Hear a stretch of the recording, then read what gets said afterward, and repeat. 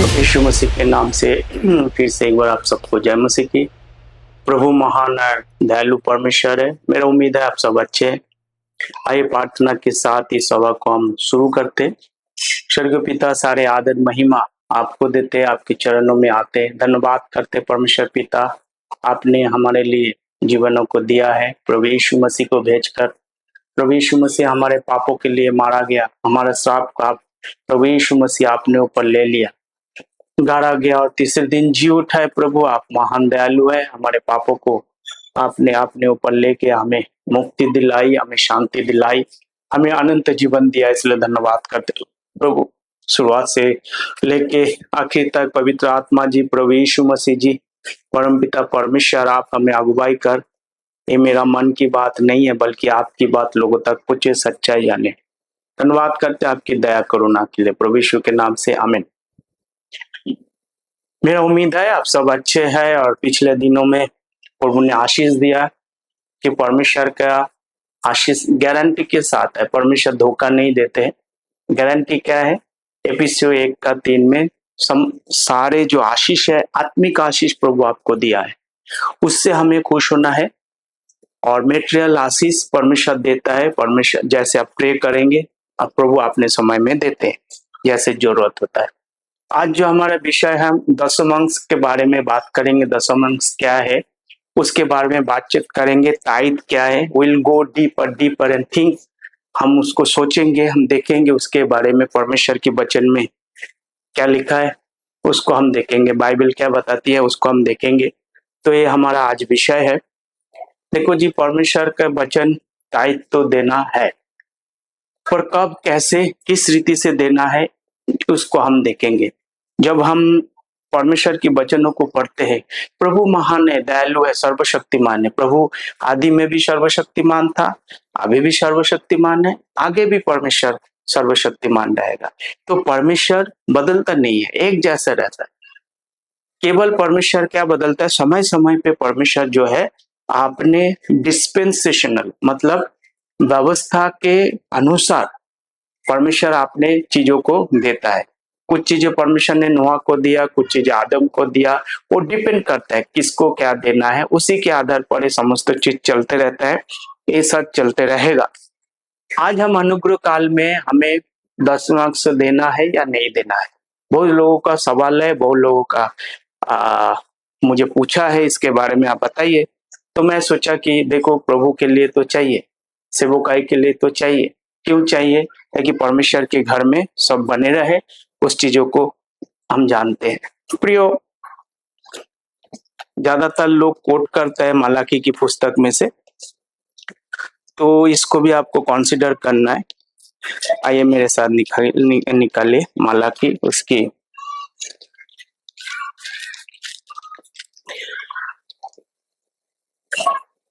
उसकी तीसरी अध्याय।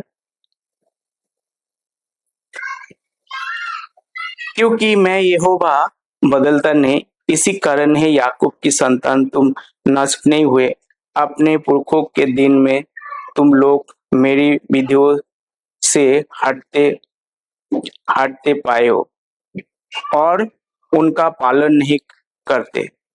तुम मेरी ओर फिरो, तभी मैं तुम्हारी ओर फिरूंगा, सेनाओं का यहोवा यही वचन है। परंतु तुम पूछते हो, हम किस बात में फिरे?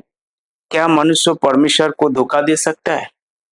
क्या मनुष्य परमेश्वर को धोखा दे सकता है? पर देखो, तुम मुझे धोखा देते हो और तो भी पूछते हो, हम किस बातों में तुझे लूटा है? दशमांश और उठाने की भेंट में। तो किस बातों में उठाते हैं? दशमांश और उठाने की भेंट में प्रभु को ना देकर, परमेश्वर का वचन यह लिखा है, लूटा है। और सारे दशमांशों भंडार में ले आओ कि मेरे भवन में भजन वस्तु रहे। और सेनाओं का यहोवा ये कहता है कि ऐसा करके मुझे परखो कि मैं आकाश के झरोकों को तुम्हारे लिए खोलकर तुम्हारे ऊपर अपरंपार आशीष की वर्षा करता हूँ कि नहीं। प्रभु चैलेंज दे रहा है, तुम ऐसे करके देखो और देखो मैं तुम्हारे ऊपर परंपार आशीष देता हूँ कि नहीं। आशीष देता हूँ, अपरंपार आशीष की वर्षा करता हूँ कि नहीं, अपरंपार आशीष की वर्षा करता हूँ कि नहीं, ये परमेश्वर चैलेंज दे रहा है। प्रभु कहते हैं सारे दशमांश क्या करना है, परमेश्वर के भवन में लेके आए। तो यहाँ पर जब इस बातों को लिखते हैं, इस बातों को भी थोड़ा सा हमें गहराई से देखना है। इंग्लिश में भी हम पढ़ेंगे मलाकी उसकी 3 अध्याय उसकी 3 का 10 आयत को। हम 8 से पढ़े थे, 6 से पढ़े थे, अभी हम क्या पढ़ेंगे, हम पढ़ेंगे 10 आयत को पढ़ेंगे। मलाकी 3 का 10 क्या लिखे है, bring ye all the tithes into the house storehouse. तो क्या कह रहे, bring the all the tithes into the storehouse that there may be meat in mine house and prove me now herewith says the Lord of hosts, if I will not open you the windows of heaven and pour you out a blessing that there shall not be room enough to receive it. So that's the promise God has given, that bring all the things unto the storehouse. Storehouse का मतलब आपको पता है, जहाँ अनाज की भंडार होता है, दाल चाल गेहूं तेल एक्सेट्रा, आपको पता है सब्जी, अनाज के भंडार होता है। प्रभु कहते हैं मेरे भवन में लेके और मैं तुझे गारंटी के साथ, प्रभु कहता है मैं तुम्हें गारंटी के साथ क्या करूंगा, तुम्हें आशीर्वाद दूंगा। गारंटी दे रहा परमेश्वर, परमेश्वर के गारंटी देगा। परमेश्वर के वचन क्या है, यहाँ पर कंडीशन है, अगर तुम लाओगे तब परमेश्वर तुम्हें ब्लेसिंग देगा, नहीं लाओगे तो नहीं देगा। तो ये परमेश्वर ने बोला है। आज और भी हम जाएंगे, अब देखेंगे। तो सबसे पहले हम देखेंगे नंबर उसकी 18 उसकी गिनती की पुस्तक 18:24 से 30 आयत तक देखेंगे। मेरे साथ निकालिए गिनती की पुस्तक, जो कुछ भी मैं बोलता उसको नोट करते रहिएगा ताकि परमेश्वर की वचन आपके जीवन में काम करे। आमीन। गिनती की पुस्तक उसकी 18:24 से लेके 30 आयत। गिनती, जेनेसिस, एक्सोडस, लेविटिकस, नंबर, व्यवस्था विवरण, जोशुआ, जर्जिस, रूत। तो गिनती की पुस्तक 18 अध्याय उसकी 24 आयत से हम पढ़ेंगे। क्योंकि इस्राएल जो दशमांश यहोवा को उठाई हुई भेंट करके देंगे, उसमें लेवियों को निजी भाग करके देता हूं, इसीलिए मैंने उसके विषय में कहा कि इस्राएलों के बीच कोई भाग उनका ना मिले। फिर यहोवा ने मूसा से कहा, तू लेवियों से कहे कि जब जब तुम इस्राएलों के हाथ से दशमांश ले लो, जिस यहोवा तुमको तुम्हारे निजी भाग करके उनसे दिलाता है, तब तब उसमें से यहोवा के लिए एक उठाई हुई भेंट करके दशमांश का दशमांश देना। और तुम्हारी उठाई हुई भेंट तुम्हारे हित के लिए ऐसे गिनी जाएगी जैसा खालिस्तान में उनका अन्न और रस कुंड में उनका द्राक्षरस गिना जाता। इस रीति तुम भी अपने सब दशमांशों में से जो इज़राइल की ओर से पाओगे, यहोवा के एक उठाई हुई भेंट देना। और यहोवा के उठाई हुई भेंट हारून या याजक को दिया करना। 29 आयत, जितने दाम तुम पाओ उनमें से हर एक का एक उत्तम से उत्तम भाग जो पवित्र ठहराया, उसे यहोवा के लिए उठाई हुई भेंट करके पूरी पूरी देना। इसलिए तू लेवियों से कहे कि जब तू उसमें उत्तम से उत्तम भाग उठाकर दे, तब वो तुम्हारे लिए क्या कहते, तब वो तुम्हारे लिए खालियान में अन्न, रस कुंड में रस के लुत्फ तुल्य गिना जाएगा। तो यहाँ पर परमेश्वर की वचन क्या लिखा है, ये दशमांश किसके लिए, ये लेवियों के लिए कह रहा है। कौन ले सकता है दशमांश, लेवियों। क्यों लेवियों लेना है, क्योंकि लेवियों जो है परमेश्वर के भवन में क्या करता है, सेवा करता है। इसीलिए परमेश्वर कह रहे हैं लेवियों के तुम क्या करना, दशमांश देना। हाँ, क्योंकि उनको काम करना मना है। कौन सा काम करना मना है? खेतों में और कोई इंडस्ट्री में और कोई चीजों में काम नहीं करना, क्योंकि वो परमेश्वर का सेवा करते परमेश्वर के भवन में। इसीलिए 10 अंश क्या करना है? तुम्हारा खेत में से, तुम्हारा फसल में से, तुम्हारे भेड़ बकरी में से और जो भी पशुओं में से क्या करना, उसका एक हिस्सा जो है 10%, 10वां अंश किसको देना? लेवियों को देना। ये यहाँ पर कहा गया है। उसके बाद हम जब क्यों देना है आपको पता चल गया, क्योंकि उनके पास क्या नहीं है? उनके पास जमीन नहीं है, वो काम नहीं कर सकते। उनके पास जमीन नहीं है, वो काम नहीं कर सकते। इसीलिए उसको क्या करना है? एक हिस्सा 10% उसको देना है। ठीक है ना? एक हो गया। तो 3 प्रकार की है, 10वां अंश 3 प्रकार की है। एक लेवियों के लिए। क्यों लेवियों के लिए देना? क्योंकि वो जायज है। लेवियों इसीलिए उनको लेना है, पहले मैंने दोबारा रिपीट कर रहा हूं, इसलिए उसको लेना है, इसलिए उसको देना है क्योंकि वो काम नहीं करते, इसीलिए प्रभु की सेवा करते। सेवक के हिसाब से उसका अधिकार है वो 10वां अंश ले। क्लियर? ओके। दूसरा है व्यवस्था विवरण, उसकी 12 का 5 से 19। व्यवस्था विवरण 12 का 5 से 19 आयत को हम देखो। ओके। किंतु जो स्थान तुम्हारे परमेश्वर एवं तुम्हारे सब गोत्रों में से चुन लेगा कि वहां अपना नाम बनाए रखे। यहाँ पर इस चीज को आप ध्यान देना, यहाँ पर परमेश्वर कुछ बातों को हमें बताना चाह रहा है। फिर से मैं रिपीट करता हूं। बनाए रखे, उसके उसी निवास स्थान के पास जाया करना, और वो वही तुम अपने होम बलि और मेल बलि, 10वां अंश, उठाई हुई भेंट और मंत्र के वस्तु और स्वेच्छा बलि, गाय बैल और भेड़ बकरी की पलौटा ले जाया करना, और वही तुम अपने परमेश्वर यहोवा के सामने भजन करना। क्या करना? जहां परमेश्वर जो रास्ता दिखाएगा वहीं जाना, और वहीं तुम क्या करना? उसका भजन करना, और अपने अपने घराने समेत उन सब कामों पर जिसने तुमने हाथ लगाया हो और जिन पर तुम्हारे परमेश्वर यहोवा की आशीष मिली है, आनंद करना। आनंद के लिए परमेश्वर क्या कह रहे? वहां जाने के लिए कह रहे परमेश्वर। ठीक है ना?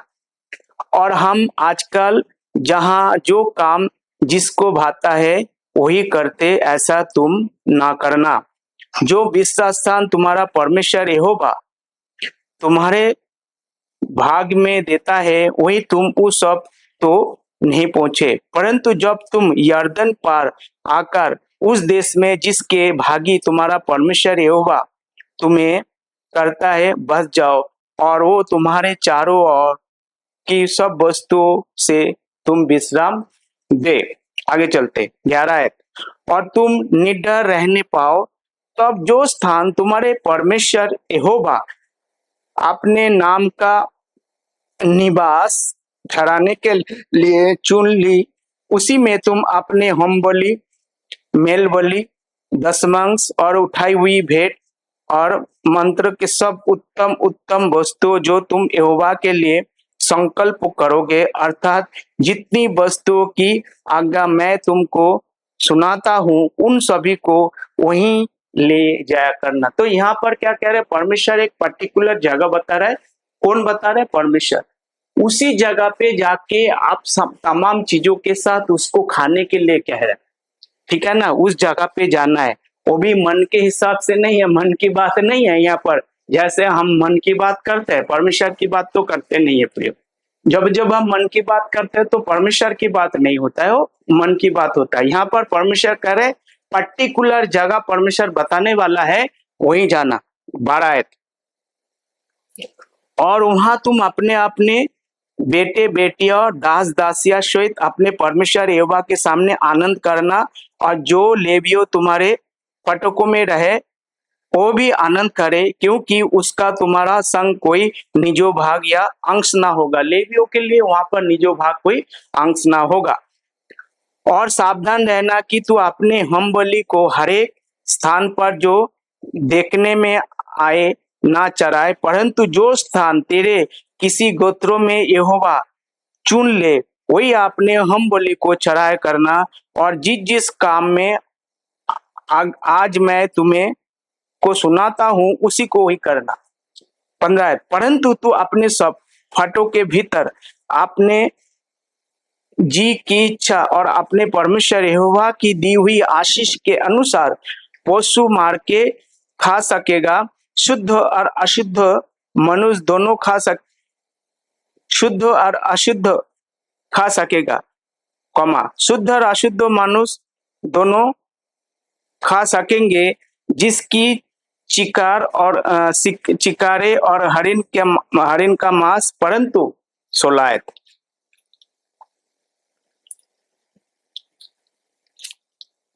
परंतु उसका लोहू ना खाना, उससे जल के समान भूमि पर उड़ेल देना। तो यहाँ पर परमेश्वर ने क्या किया, उसका लोहू पीने के लिए ना किया, उसको बहाने के लिए बता दिया है। फिर आपने अन्न या नए दाखमधु या टटके तेल का दशमांश और अपने गाय बल या भेड़ बकरी के पहलौठा और अपनी मंत की कोई वस्तु और अपने स्वेच्छा बोली और उठाई हुई भेंट अपने सब फाटों के भीतर ना खाना। उन्हें अपने यहोवा के सामने उसी स्थान पर जिसको वो चुने अपने बेटे बेटिया दास दासिया के और जो लेवी की फटक में भीतर रहेंगे उनके साथ खाना। और तू अपने परमेश्वर यहोवा के सामने अपने सब कामों पर जिनमें हाथ लगाए आनंद करना, और सावधान रहे कि जब तक तू भूमि पर जीवित रहे तब तक लेवियों को ना छोड़ना। हाँ, so make sure the thought we are doing. So क्या इंस्ट्रक्शन है, this is called the festival type. पहले हमने देखा है कि लेवियों के लिए who is the eligible to receive the tithe, कौन टाइथ पा सकते, लेवियों और उनके संतान, उनके लिए ये दिया गया है। क्यों उनको दिया जाएगा, क्योंकि वो काम नहीं करते और प्रभु के भवन में सेवा करते हैं, और उसके लिए उनको परमेश्वर ने बोला उनको टाइथ देना या दशमांश देना। और आगे जाके परमेश्वर क्या करे, पर्टिकुलर जगह जब उनका फेस्टिवल होगा, पर्व के समय होगा, वहां पर जाके तुम खाना, वो भी परमेश्वर डायरेक्ट करेगा कहाँ खाना है कहाँ नहीं खाना है। और साथ में लेवियों को ना भूलना, यहाँ पर हिदायत दी गई है। डिट्रोनॉमी उसका 14, 22 से लेके 28 पद, व्यवस्था विवरण उसकी 14, 22 से लेके 28 पद को भी हम पढ़ेंगे। बीज की सारी उपज में से जो प्रतिवर्ष खेत में उपजे उसका दशमांश अवश्य अलग करके रखना, और जिस स्थान को तेरा परमेश्वर यहोवा अपने नाम का निवास ठहराने के लिए चुन ले उसमें अपने अन्न, अपने नए दाखमधु, अपने टटके तेल का दशमांश और अपने गाय बैल और भेड़ बकरियां पहलौठा का अपने परमेश्वर यहोवा के सामने खाया करना, जिससे तुम उसका भय नित्य मानना सीखना। परंतु यदि वो स्थान जिसको मेरा परमेश्वर यहोवा अपना नाम बनाए रखने के लिए चुन लोग बहुत दूर है, तो इस कारण वहां का यात्रा तेरे लिए इतनी लंबी हो कि तू अपने परमेश्वर यहोवा की आशीष से मिली हुई वस्तु वहां ना ले जा सके, तो उसको बेच के रुपया को बांध और हाथ में लिए हुए उस स्थान पर जाना जो तेरा परमेश्वर यहोवा चुन लेगा, और वहां गाय बैला भेड़ बकरिया दाखमधु या मदिरा किसी भांति की वस्तु क्यों ना हो, जो तेरा जी चाहे उसे उसी रुपये का मल लेकर अपने घराने समेत परमेश्वर यहोवा के सामने आनंद करना। ठीक है ना। और उसके फाटकों को भीतर लेवियों को ना छोड़ना, क्योंकि तेरे साथ उसका कोई भाग या अंश ना होगा। 3 3 वर्ष के बीतने पर तीसरे वर्ष का उपज का 10.5 निकाल कर अपने फाटक को भीतर उसका। तो यहाँ पर परमेश्वर क्या कह रहे हैं, 2 इंपॉर्टेंट बातें परमेश्वर पर बता रहे हैं। अगर परमेश्वर जो स्थान आपको दिखाएगा, वो स्थान में अगर आपने सोच रहे कि गेहूं, चावल, आटा, जो भी तेल और दाख मधु और जो भी वाइन आप लेके नहीं जे सकते, स्ट्रॉन्ग वाइन लेके नहीं जे सकते, आप उसको क्या करना, उसको सेल करके मुट्ठी बांध करके हाथ में रख के कहाँ जाना, जो परमेश्वर दिखाएगा उस स्थान पे जाके उसी पैसा से मोल लेकर खाना, आनंद मानना। साथ में परमेश्वर ने बोला ये टाइट कब दिया जाएगा, एक रेगुलर टाइट है जो हर महीना या साल में दिया जाता है। और यहाँ जो टाइट बताया जा रहा है कि ये टाइट कब दिया जाता है, ये टाइट 3 साल में तीसरे साल में ये देने के लिए कह रहा है। तो हमने देखा कि सबसे पहले हमने क्या देखा, लेवियों को अधिकार मिला है कि उनको टाइट लेना है। अच्छा, टाइट उनको देना है, परमेश्वर जो स्थान देगा उसी स्थान में लेके जाना है। जो पर्व के समय होता है तब वहां लेके जाना। अगर वो आपको सामान जो है भारी है तो बेचकर पैसा लेकर वहां जाके अपने लोगों के साथ, इजराइल के साथ बैठ के वहां पर खाना। और साल में तीसरी साल में एक बार इसको करने के लिए बोला। ओके, तो 2 हो चुका, अभी तीसरी। पहला हमने लेवियों के लिए ये पर्व का 10वां या फेस्टिवल टाइट आप कह सकते, ठीक है। उसके बाद उसका 28 से और 29 आयत को हम देखेंगे। डिट्रोनॉमी यानी व्यवस्था विवरण, उसकी 14 अध्याय 28 और 29 को दोबारा रिपीट करता हूँ। 3 वर्ष के भीतर तीसरे वर्ष की उपज का 10.5 निकल कर अपने फटक को भीतर इकट्ठा कर रखना। और तब लेवियों जिसके तेरे संग कोई निजी भाग या अंश ना होगा, वो और जो परदेशी या अनाथ या विधवाएं तेरे फटक के भीतर हो, वो भी आकर पेट भर खाए, जिसके तेरे लिए परमेश्वर ये भाग से सब काम तुझे आशीष दे। तो यहाँ पर तीसरी फेस्टिवल क्या है, क्या बता रहा है परमेश्वर यहाँ पर, तीसरी बात क्या बता रहे परमेश्वर। पहली बात लेवियों को देना, दूसरी बात फेस्टिवल टाइट, मतलब जो पर्व के समय होगा वो भी साल में 3 साल के बाद एक बार होगा वो करना। तीसरा परमेश्वर बता रहा है जो गरीब है, जो अनाथ है, जो विधवा है, जो फादरलेस है, अनाथ है, उनको क्या करना, उनको भी तुझे हिस्सा देना है। तो 3 प्रकार के हमने यहाँ पर देखा है, ठीक है ना। 3 प्रकार के हमने परमेश्वर के टाइट के बारे हमने बताया। ये तो पुराना नियम में हो गया। तो इसीलिए हम क्या कहते हैं, जब मलाकी की पुस्तक हमने देखा, तीसरी अध्याय 8, 9, 10 जो देखे हैं, वहां कहते हैं भंडार में लेके आना। भंडार मतलब क्या होता है, हाउस होल्ड में लेके आना, वहां पर कम वस्तुओं को लेके आना। अगर ला नहीं सकता है तो वो अलग चीज है। तो ताइद क्या है, एक जगह स्थान है जहां पर अनाज के बारे में बात कर रहे हैं। डोंट ट्राई टू रिप्लेस, आप लोग क्या करते हैं, वचनों को रिप्लेस बदल देते। Don't try it. मन की बात, अपना बात, सोच विचार इसके अंदर घुसाना नहीं है, डालना नहीं है। ये परमेश्वर की वचन है, परमेश्वर की तरीके से काम करोगे, परमेश्वर आपको यूं यूं यूं तरक्की देगा, ये गारंटी है। डरने की कोई आवश्यकता नहीं। परमेश्वर की तरीके से वचन को प्रचार करो, अपने तरीके से नहीं। कोई फिलोसफी ऐड ना करो। अपने मन की बात, दिल की बात, भावना ये हृदय में हमेशा गलत उत्पन्न होता है, हाँ? अच्छा भी उत्पन्न होता है। वचन में क्या लिखा, what is written in the word of God, वचन में क्या लिखा है एज इट इज आपको प्रचार करना है। आप उसके मिलावट मत करो। तो 3 प्रकार के देखे हमने टाइप, ये पुराना नियम का 10वां से है, यहाँ पर कहा गया है। और एक परमेश्वर की वचन यहाँ पर लिखा है, वो हम देखेंगे लेव व्यवस्था की पुस्तक, उसकी 27 अध्याय में लिखता है, उसकी 31 आयत में लिखता है। उसमें लिखा है, देखो मैं पढ़ता हूं, ओके। 27 का लेव व्यवस्था, उसकी 27 का 31 को हम पढ़ते हैं आपके लिए। 27 का 31 आयत, देखो क्या लिखा है। यदि कोई अपने दशमांश में से कुछ छुड़ाना चाहे तो पांचवा भाग बढ़ाकर उसको छुड़ाए। कितना भाग बढ़ाकर? पांचवा भाग, 5th टाइम। उसका मतलब कोई चीज छुड़ाना चाहते हैं, आपको क्या करना है? आप चाहते हैं कि उसका पैसा 20% एक्स्ट्रा आपको देकर उसको आप छुड़ा सकते हो। 20% छुड़ा कर आप उसको कर सकते हो, मतलब 20% पेनल्टी आपको देना पड़ेगा इसके लिए, अगर आप छुड़ाना चाहोगे तो ये भी एक आप कर सकते हो। ये तायद के विषय में ऐसे लिखा है। ये हमने सारे चीज देखा है पुराना नियम में। अब नया नियम में हम क्या देखते हैं?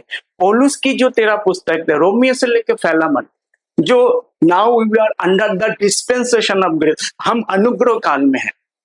अनुग्रह काल में हमारे लिए क्या है? क्या हम ताइद ले सकते हैं या दे सकते हैं? वो देखने वाले विषय है।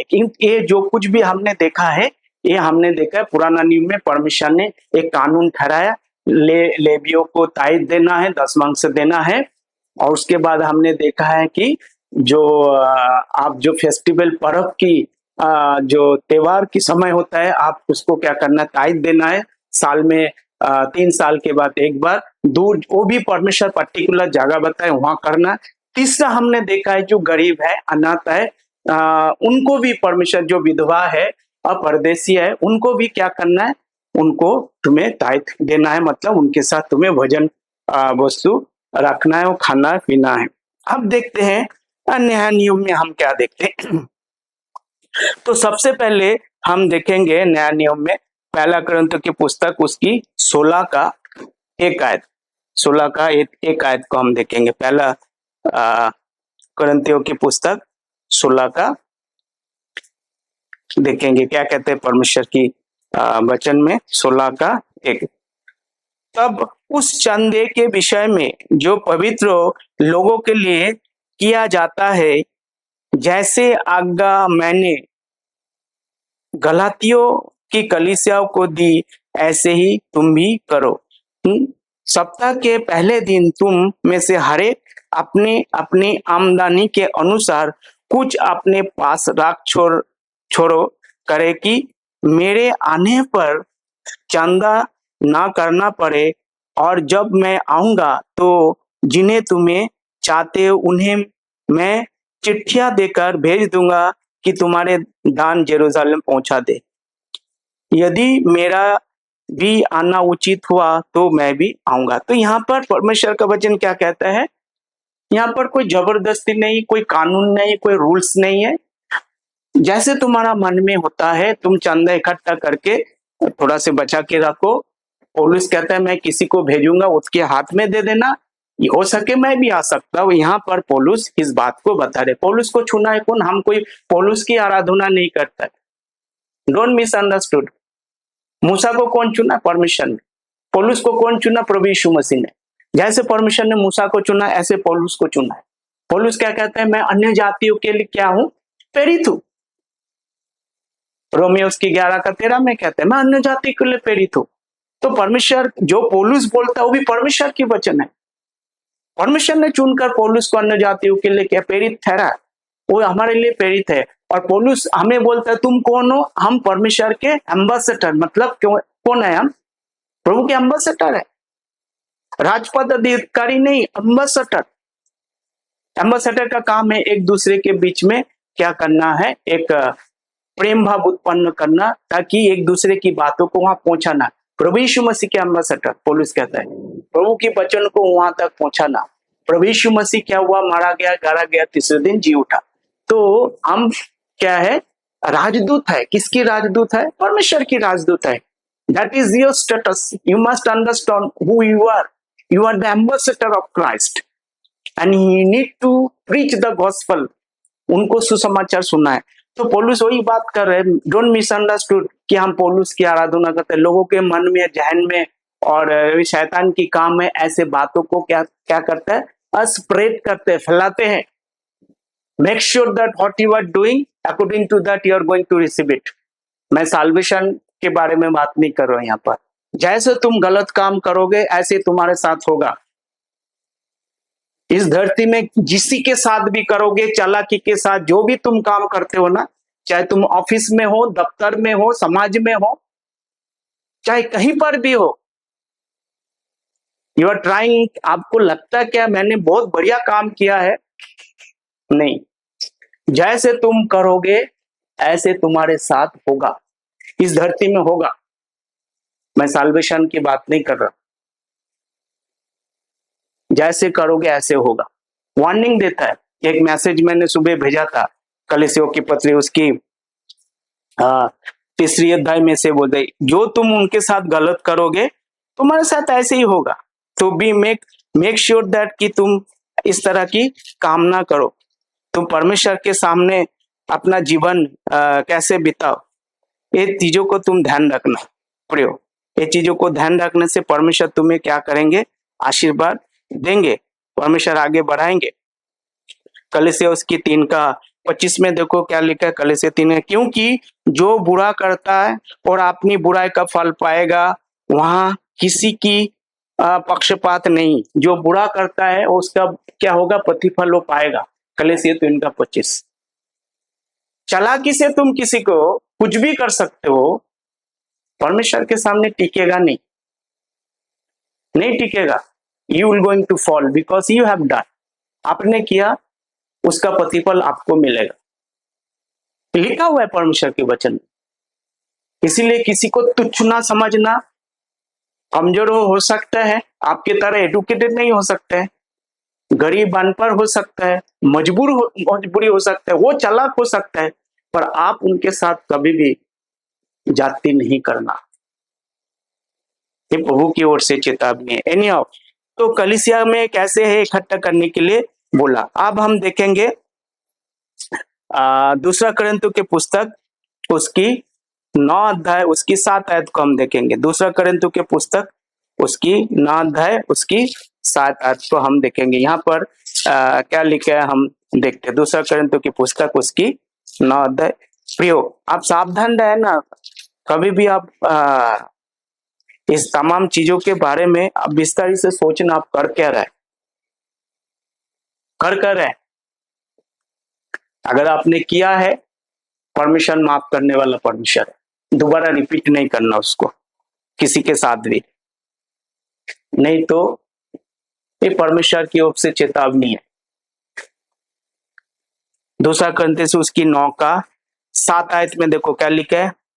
हर एक जन जैसा मन में ठान ऐसा दान करे, ना कुरकुर के और ना दबाव में, क्योंकि परमेश्वर हर्ष से देने वाले से प्रेम रखता है। कुरकुर के नहीं, जो खुशी से आप प्रभु के भवन में लेके जा सकते हो। ये नया नियम में पौलुस इंस्ट्रक्शन दे रहा है, वो भी कहां पर? जो सच्चाई से सेवकाई करते हैं, जो मिक्स करते हैं परमेश्वर के वचनों को, वहां पर आप बोने से क्या होगा? आपको तरक्की नहीं मिलेगा। क्या नहीं मिलेगा? तरक्की नहीं मिलेगा। एक जस्ट एग्जाम्पल के लिए बोल दिखा रहा हूं। Rightly dividing the word of truth, मतलब वचन को सही रीति से विभाजन करना किसके लिए क्या है। वही वचन उठा के अगर आप किसी को दोगे, वो उनका वायदा का नहीं है, तो आप गलत जगह पे आप बोल रहे हो जो ऐसे काम कर रहे हैं। मेक श्योर आप कर क्या रहे, ठीक है ना। ये मेरा नंबर है, इस पे भी आप दे सकते हैं, स्कैन कर सकते हैं, रुका कर दे सकते हैं। 9837244658। अब देना है तो आप दे सकते हैं।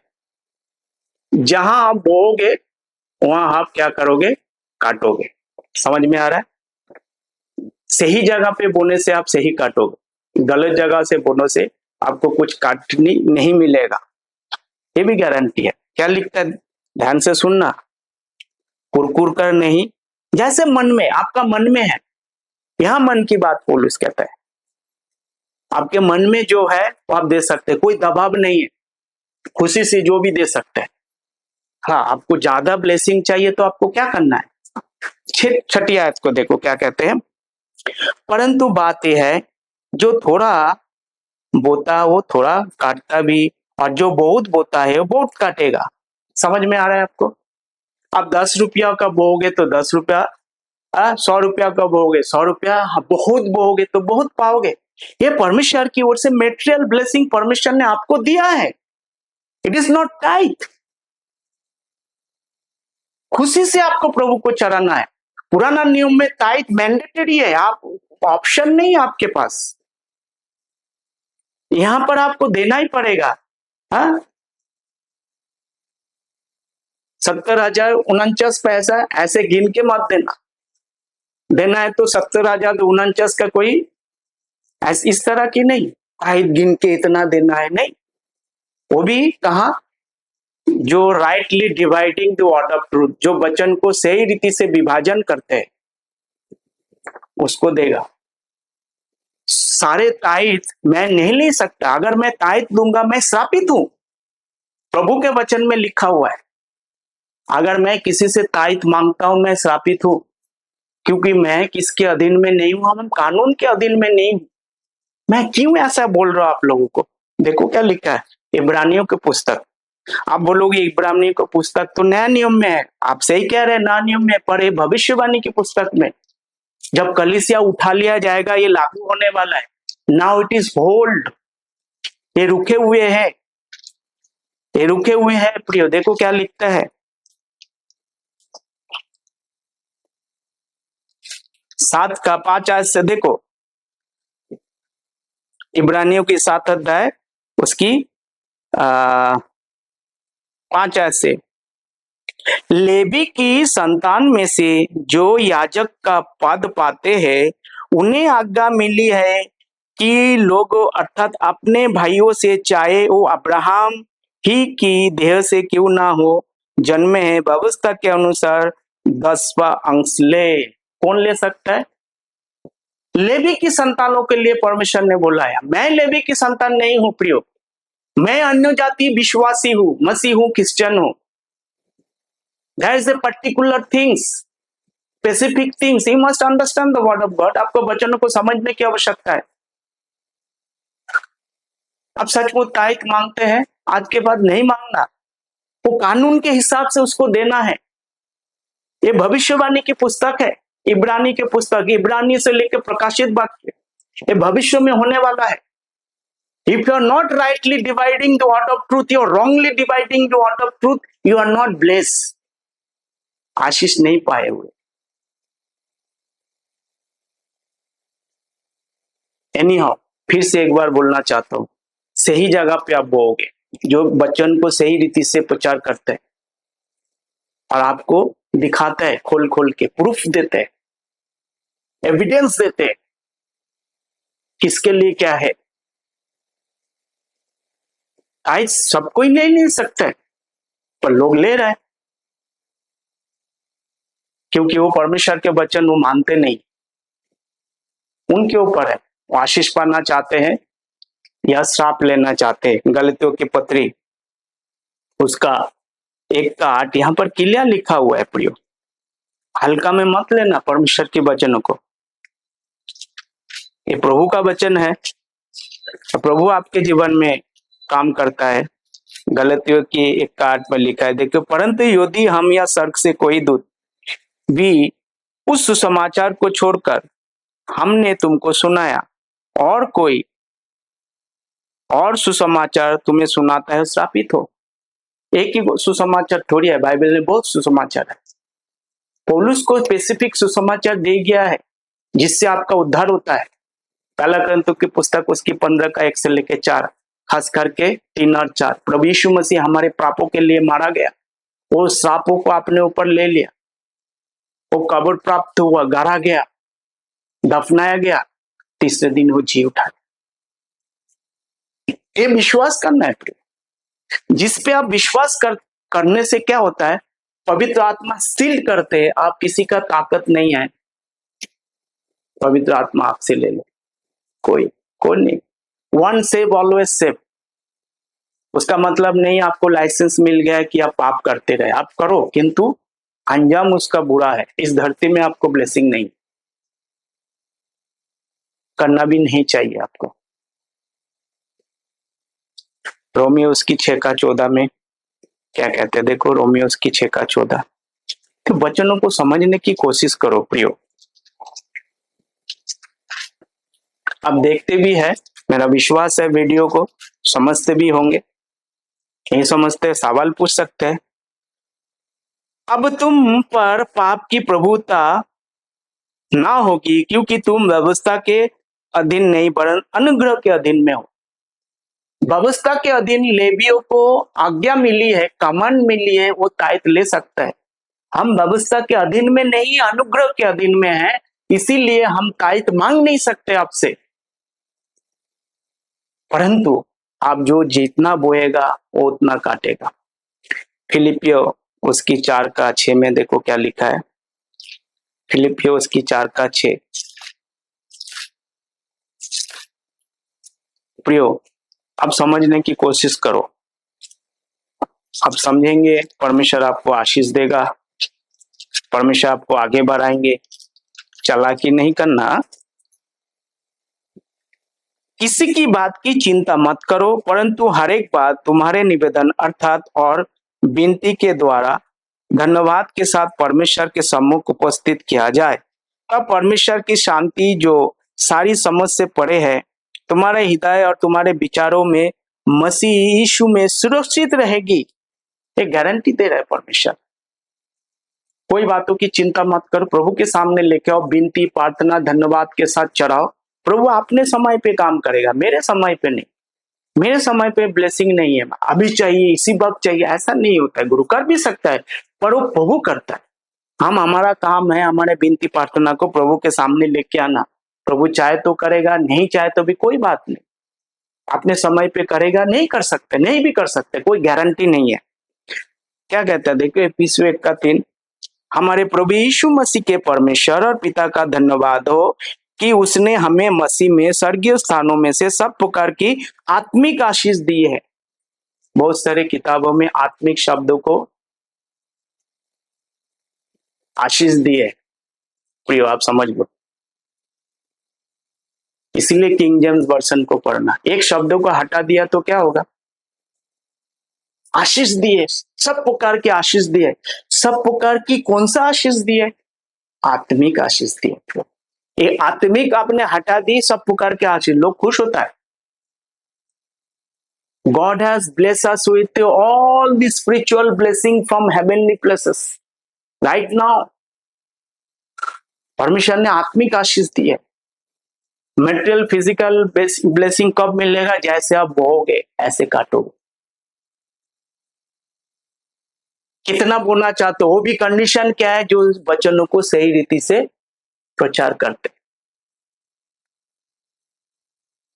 6 अध्याय जब पौलुस कहता है कि तैयारी के साथ रहो क्योंकि समय बुरा है। डेज आर इविल,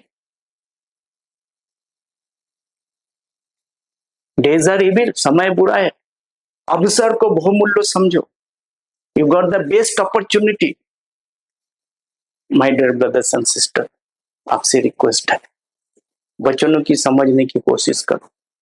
आपको अगर देना है इस नंबर पे आप भेंट दे सकते हो, आपके ऊपर है, कोई जबरदस्ती नहीं।